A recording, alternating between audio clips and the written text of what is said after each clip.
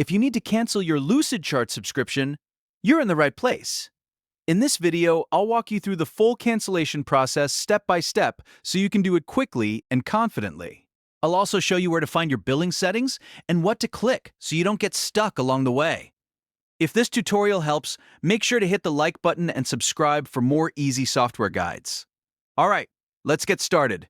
First, log into your Lucid account using the email associated with your subscription. Once you're inside, look to the top right corner of the screen and click your profile icon or your initials. This opens your account menu, where you'll want to select Account Settings.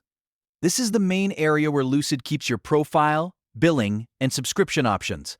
After you open Account Settings, look at the left-hand navigation menu. From there, click Plans and Billing. This is the section where you can view your current plan details, check what products are active on your account, and manage your subscription. Now, scroll through the page until you find the section labeled Your Plans. Under this area, you should see the Lucid product or products tied to your account. If you have multiple subscriptions, make sure you choose the exact one you want to cancel so you don't affect the wrong plan. Next, find the three-dot menu next to the subscription you want to end. Click that menu and then select Cancel this plan. This is the cancellation option that starts the process. After that, Lucid may show you a few confirmation prompts or ask why you're leaving. Just follow the on-screen instructions carefully and confirm the cancellation when prompted.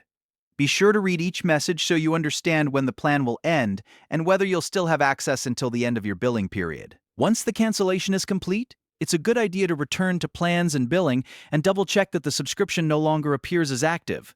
That quick check helps make sure everything went through correctly.